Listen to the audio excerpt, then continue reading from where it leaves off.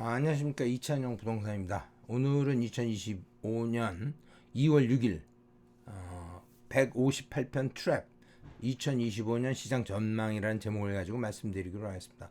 사실 지난달에 제가 올해 시장 전망, 부동산 시장 전망이라 그래서 제가 저 나름대로 다 만들었는데, 사실 어저께 오전 10시부터 12시까지 2시간에 걸쳐서 트랩에서 프레젠테이션이 있었어요. 오피셜한 트랩이라는 게 이제 토론토 부동산 협회를 말씀드리는 거죠. 토론토 부동산 협회에서 공식적인 올해 전망을 내놨어요. 그래서 그 중에서 몇 가지 관심 있을 만한 거를 오늘 소개해 드리려고 해요. 그래서 오늘은 두 편을 찍을 건데, 부동산에 대한 얘기하고 또 하나 이제 159편에 있어서 이어서 또 녹화를 할 건데, 159편에서는 미국의 관세 문제가 일어났잖아요. 그것과 부동산에 어떤 영향이 미칠 건가, 여러 가지 환경에 대해서 또 설명해 드리기로 하죠. 하나로 하면 너무 길어서 두 쪽에서 두 개로 말씀드리기로 하겠습니다.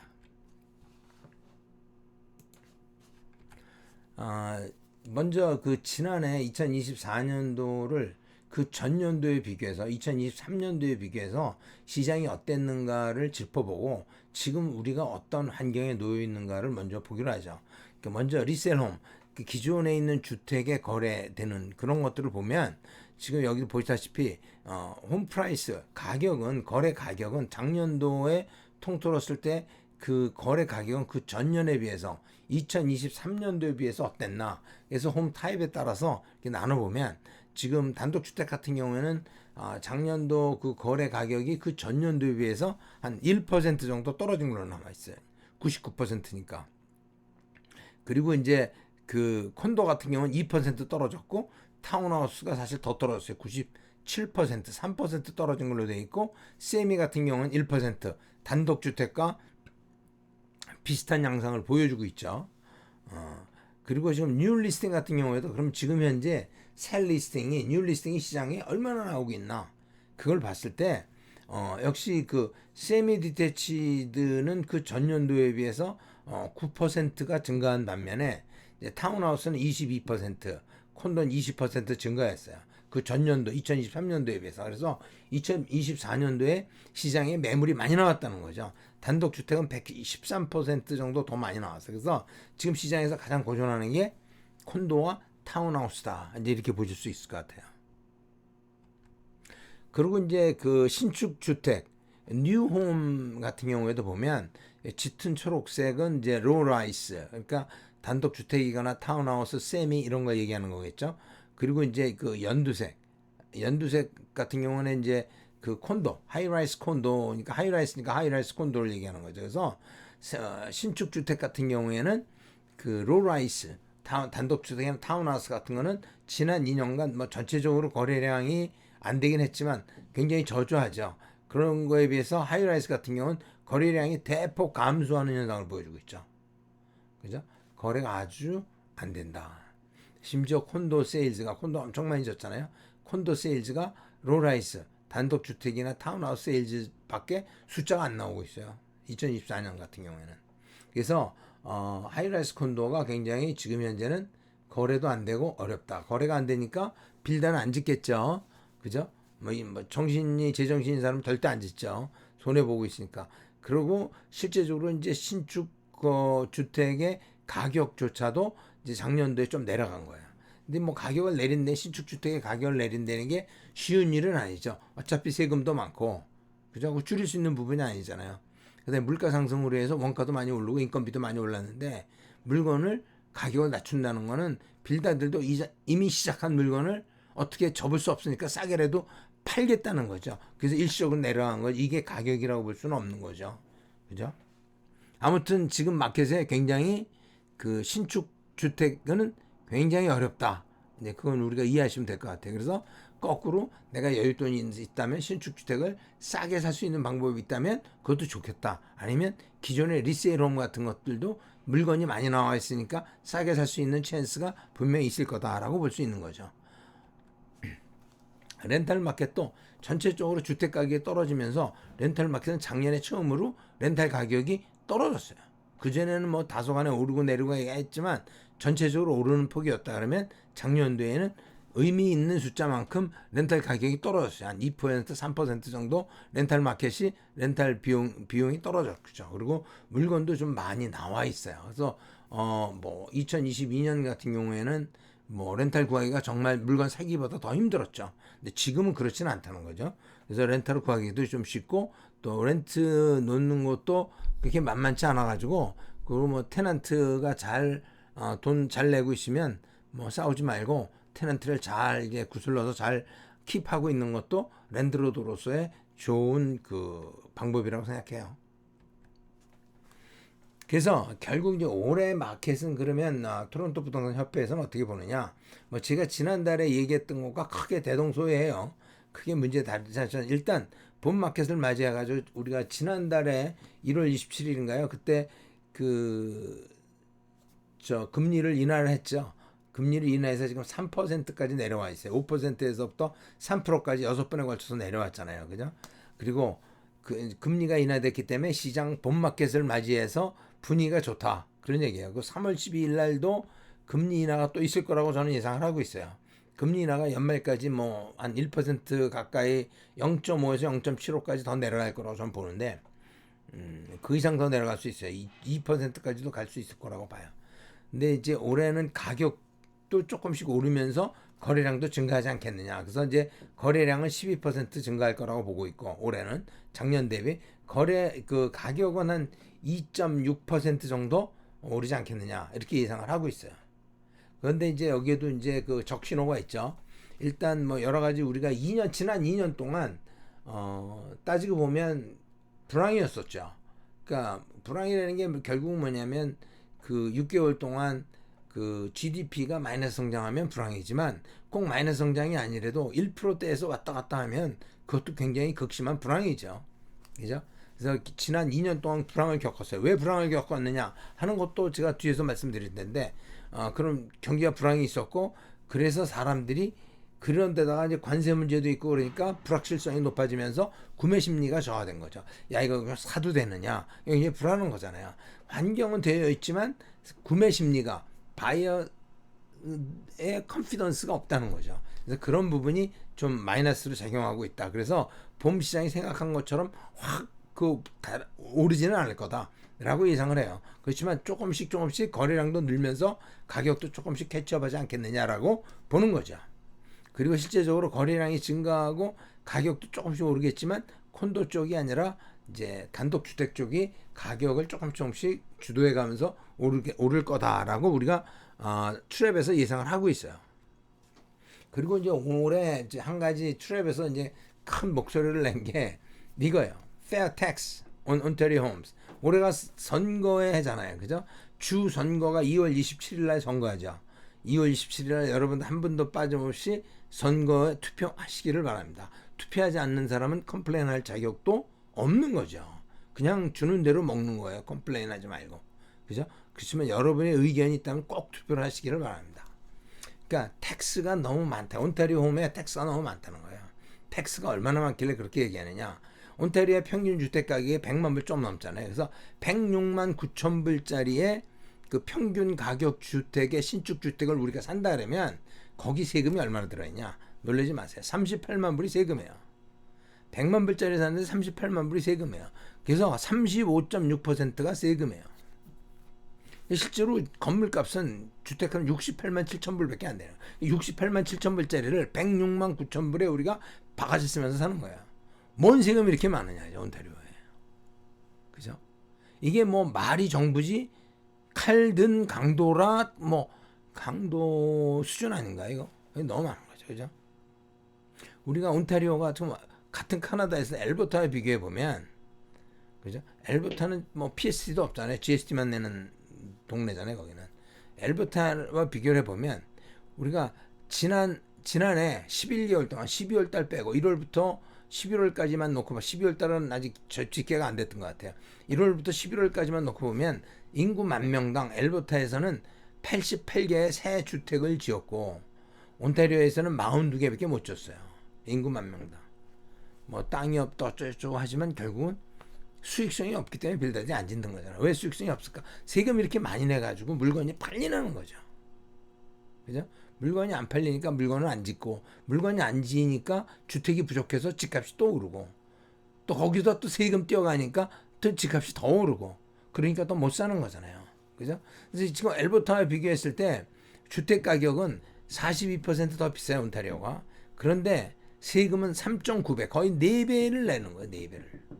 이게 말이 되냐. 그래서 페어 텍스, 세금을 적당히 내자. 이 얘기를 굉장히 큰 목소리를 하고 있어요. 토론토 부동산 협회가. 올해 선거 있잖아요. 그죠? 그 다음에 연방선거도 올해 뭐 언제 있을지, 봄이 될지 여름이 될지 가을이 될지 모르겠지만, 저스틴 트리도가 막 도망다니고 있지만 국회도 안 열고, 그죠? 근데 어차피 열겠죠. 그렇게 되면 아마 이제 선거를 다시 하게 될 건데, 지금 보수당에서 얘기하는 게 엑스 텍스, 세금 줄이자는 거잖아요. 그죠?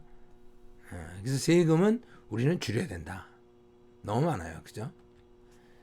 실제로 2008년도에 그 40만 불짜리 주택이 지금 90만 불이 됐어요. 2025년도에. 그죠? 2025년에 7년이 지났으니까 뭐 많이 오르겠죠. 그죠? 90만 불이 됐는데, 그 당시에는 세금을 랜드 트랜스퍼 텍스를 2,400불 냈어요. 2,475불 냈는데, 그 똑같은 주택이 지금 90만 불이 됐잖아요. 그걸 살려면 2만 불을 내야 돼요. 그죠?